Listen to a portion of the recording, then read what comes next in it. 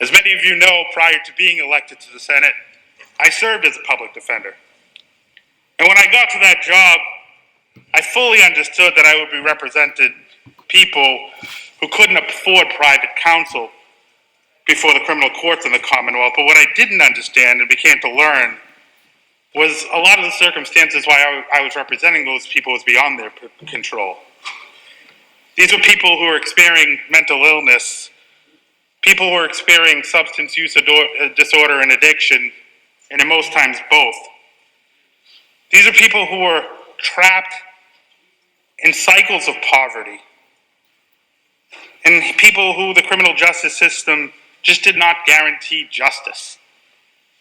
And we speak about cycles of poverty and what we can do, and what we do in this fiscal year budget that's before us is make tremendous strides. We cannot make people wealthy in this Commonwealth. The answer, or the opposite of poverty, is not wealth. The opposite of poverty in this Commonwealth is dignity. And that's what this proposal does. Across the board, I want to thank the Ways and Means Chair and his staff, the Vice Chair of Ways and Means, the Assistant Vice Chair of Ways and Means, for their commitment to giving people dignity in this budget. And we know the Senate has stood for that over time, and I want to thank you, Madam President, for your commitment in the field of criminal justice reform. In the Reform, Shift, and Build Act, we've tried to do what we can to give people dignity in an otherwise undignified system. And that's what we do with this budget proposal. This increase of $24 million, the largest increase CPCS attorneys have seen in more than 10 years. We know who they represent. Disproportionately represent people of color, particularly black and brown men, in the criminal justice system.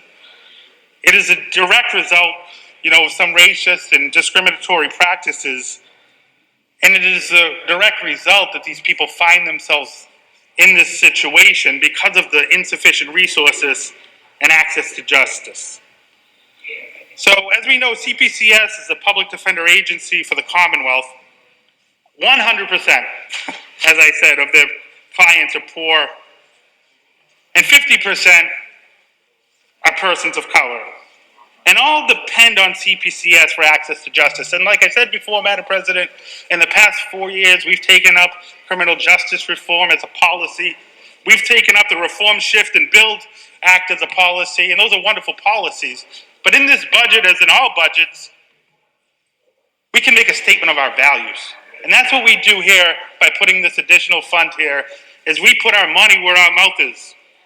There are 266 full-time equivalent attorneys employed by the Commonwealth. But more than 80% of CPCS cases are handled by the private bar. In fiscal year 19, private counsel handled nearly 215,000 cases before the courts in Massachusetts. Now, the Commonwealth, due to the pandemic, the access to justice issues, and the low wages that private counsel have been paid, has created a counsel shortage.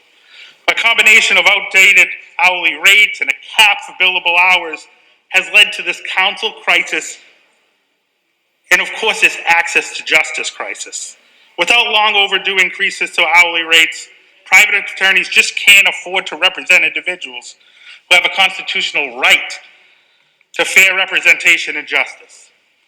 Attorneys in the system have cited a desire to represent indigent clients, and I know what that feels like, but are unable to afford to take these cases due to insufficient rates, particularly newer attorneys. When I joined the CPCS and Suffolk Lawyers for Justice, it took me 5 years to get on that program. I wanted to be there doing that work, and now there's a lack of attorneys who even want to step into the bar and do that work because of the funding crisis that we've had and the lack of cost of living or raise for the past 10 years. So it's time, in this budget that we do this. These conditions are created, that have been created by the system, is directly antithetical to what CPCS's goals are of providing justice and ending systemic racism. So with nearly no trials going on during the COVID-19 emergency, We stand here today in this chamber. Countless individuals remain behind bars, guaranteed the right to counsel, and we cannot provide that counsel. So while these people wait for justice, I think it's important that this funding proposal from Ways and Means to take the first step, and like I said, updating hourly wages for public defenders in the Commonwealth in more than 10 years and attracting and recruiting critical new, young, and diverse attorneys to the program. We have understood the responsibility to address systematic racism in this Commonwealth, to end discriminatory impacts and ensure justice for all. And again, I just want to thank the Senate Chair of Ways and Means and you, Madam President, for your leadership on this important funding and for restoring dignity to the vulnerable populations of the Commonwealth that come before our courts. Thank you, Madam President.